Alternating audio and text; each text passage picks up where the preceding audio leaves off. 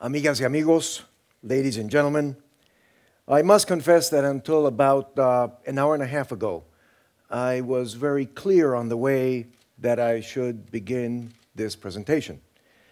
After, of course, the very laudable and great recognitions that we have all been a part of, I think I should then change my introduction to start off by saying, Sir Bodevin. Would that be appropriate? Congratulations to you and to Frank on your beautiful recognition. I think it speaks so highly of what you have done with this great organization for the benefit of humankind around the world. Thank you so much. Marike, friends from the Postcode Lottery, ladies and gentlemen, thank you so much for being with us this day, this very important day, and this afternoon. You have given us gracefully of your time, and I would like, which is of course our most valuable resource, and I would like to correspond to that investment of time by sharing a couple of reflections with respect to the times we're living in. Before those reflections, two comments, if I may. The first, with respect to the Postcode Lottery. I think you do such a fabulous, such a fantastic job. The way you inspire people around the world, the way you give of yourself so generously, the way you come up with innovative programs such as a Green Challenge, which is definitely looking to explore what we can all do together in this very great opportunity that we have of migrating to a low-carbon economy. If this organization had not been invented back in 1989, we would need to invent it today. So thank you for your leadership, and thank you for what you have done. You have brought us, amongst other programs, the Green Challenge, this year in its 6th edition. I had the opportunity of sharing with you some minutes ago some thoughts about the Green Challenge and the way that it, I'm sure, inspires peoples around the world, entrepreneurs that find different approaches, different possibilities within their world to come forward and participate in your Green Challenge. And in doing so, gives them the discipline to focus on their project, hone their skills, develop a business plan, and get much closer to being able to actually making that a reality. Thank you also for having brought us the Green Challenge. So now, to the times we live in. Let me suggest that perhaps we are at an important juncture and a crossroads after 20 years that have been relatively good for the most of us. Up until 2007, we enjoyed 15 years, Up to 2007, we enjoyed 15 years of frank economic growth.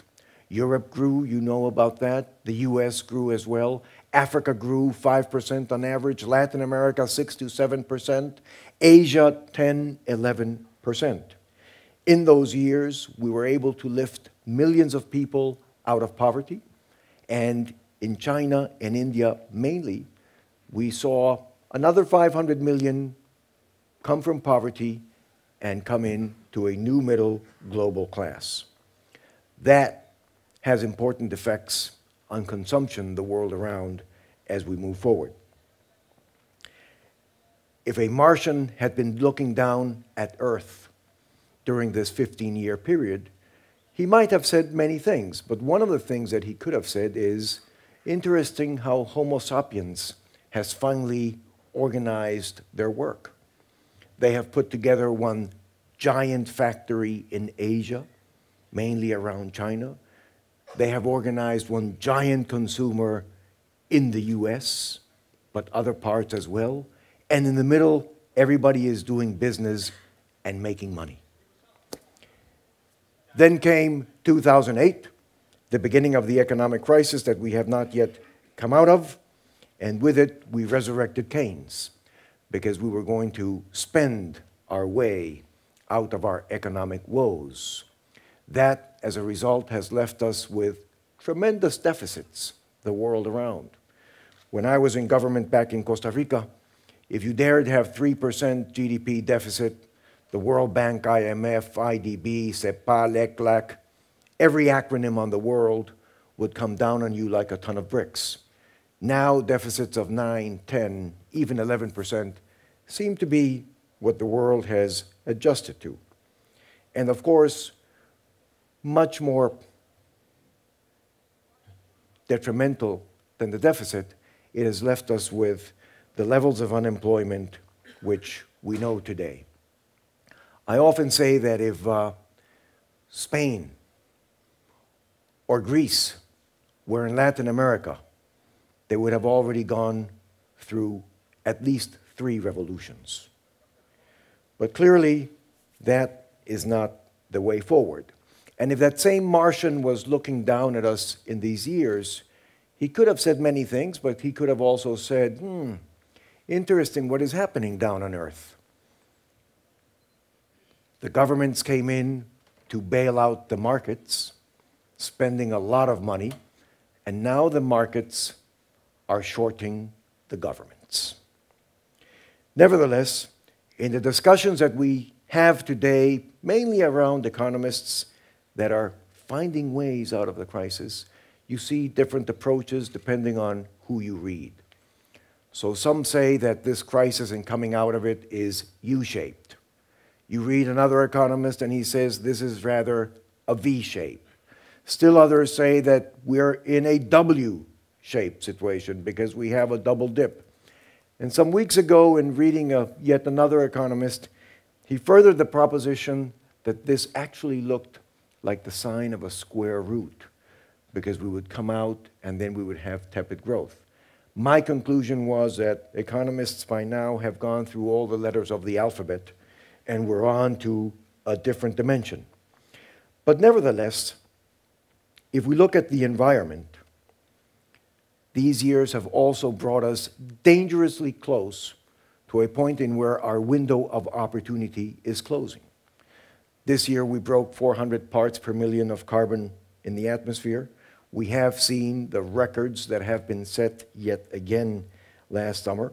And what is worse, we are on a trajectory that would have us over 700 parts per million by the end of the century.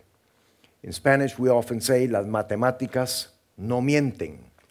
Math does not lie. We have 88 years to go between now and the end of the century at 3.5 parts per million per year on average, and that is a low estimate. That gives us 308 plus 400, 708. That, in contrast, ladies and gentlemen, to the 450 parts per million, which many scientists say we should not go over if we don't want to go into this terrain of over or minus 2 degrees centigrades with respect to our global climate system. And that figure, the trajectory on which we are today, the way we are increasing emissions into the atmosphere, puts us on a track record where we have 50% opportunity, 50% risk, 50% probability of seeing and witnessing changes in the world's temperature that will be plus or minus 5 degrees centigrades. The last time we had plus 5 degrees centigrades was about 3 million years ago. Alligators were swimming in the Arctic, and the last time we had minus 5 was about 10,000 years ago at the outset of the Ice Age. Clearly, none of those scenarios, one we would want for our future. And amongst this confusion of how do we get out of the economic situation in which we're in with care for the environment, two main responsibilities that we must fight and win towards the future. One is a fight for greater inequality, because yes, even though those 15 years of growth up until 2007 delivered many people out of poverty, it also increased inequality. And there are many people that are living today in conditions that are not admissible for the amount of economic wherewithal and the technology that we have been able to develop on this planet.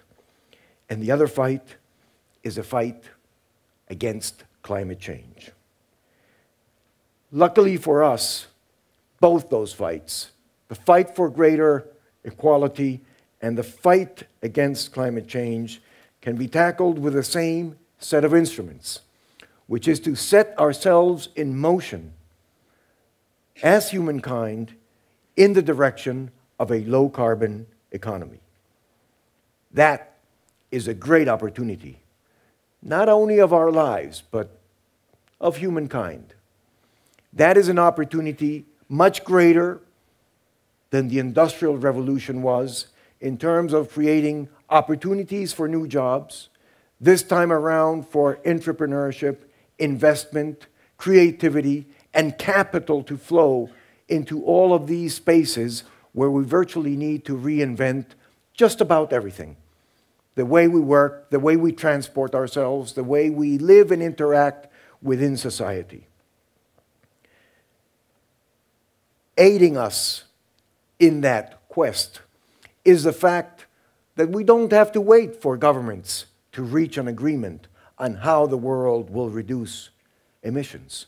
Today, full 50% of carbon emissions can be reduced while making it a good, profitable business opportunity. And that is where we are convoked and convened to work in. I have the privilege, and I don't use it lightly, I have the privilege of working with a very small but fabulous team at the Carbon War Room, and of counting in that work that we do with the support of the Postcode Lottery.